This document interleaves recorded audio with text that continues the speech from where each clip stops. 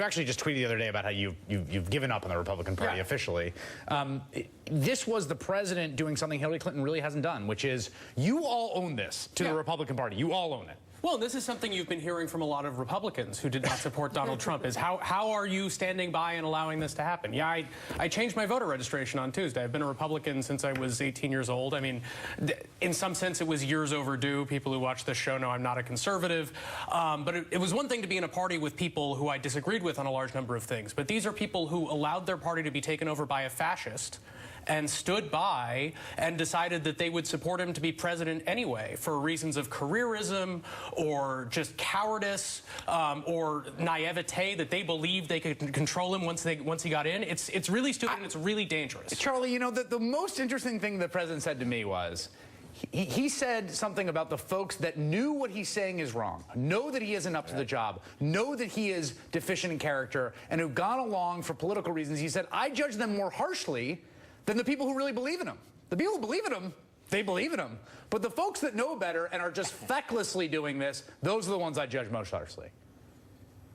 Yeah, well, I hate to say this, but I agree with him about that. The ones who actually, that I talk to, who will say, you know, we know how horrible this is, we know what a disaster this is going to be, but we have to stick with him. Or the ones that pretend to be outraged over one thing when they have swallowed everything. Right. Look, this debate between Hillary Clinton and Barack Obama, you know, is Donald Trump a logical continuation of the Republican Party, or is he a radical break? This is enormously consequential for the Republican Party, because afterwards, the Republican Party is going to have to try to now say, you know, this did not represent us. You know, this does not represent our attitudes towards minorities, towards women, you know, toward, you know, the protocols of the elders of Zion. That was that guy.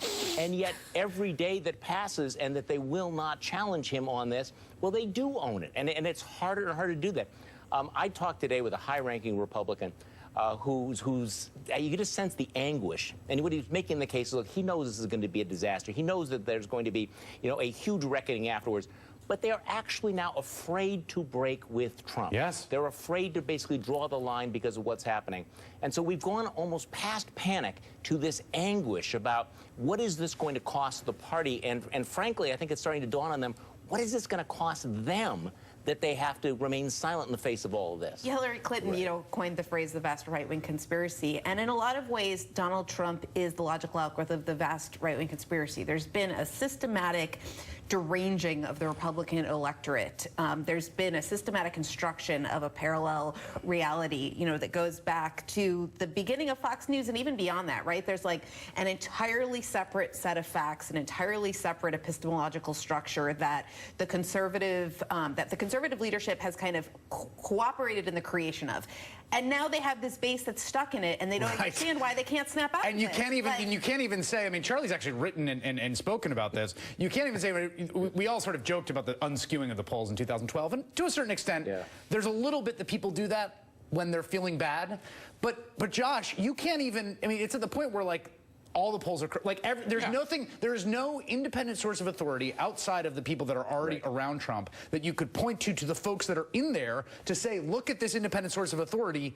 This is not good, or he's going to lose. It's completely arbitrary. And then again today, the New York Times has a poll that has Trump up a point in Ohio. And so suddenly the polls are worth citing again. And he's in Ohio waving around the poll that has him up 1 point over Hillary Clinton. But no, I mean, we see it. It's become farcical. We've had the armrest truthers today saying that, you know, that Donald Trump couldn't have groped that woman on the airplane because you couldn't move the armrests on first-class seats. And then CNN's aviation editor has to go find pictures of airplane seats from 1980, and that on TWA and Braniff and various airlines you in fact could move the seats. And then they say, well, how do you know he was on that plane? And that plane didn't operate into New York.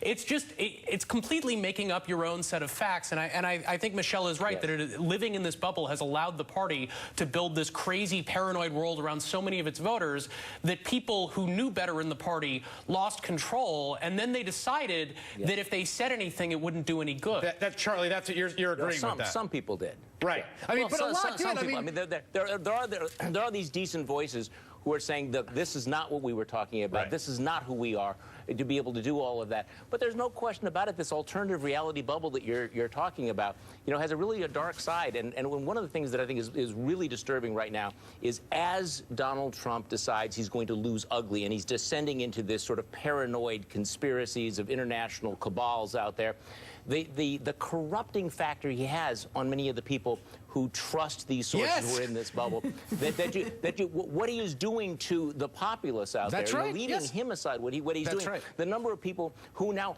are accepting this, who now have normalized some of this bizarre conspiracy theory. And I'm sorry to say this kind of the bigotry that underlines a lot of all of this. Yeah. And that frankly does worry me.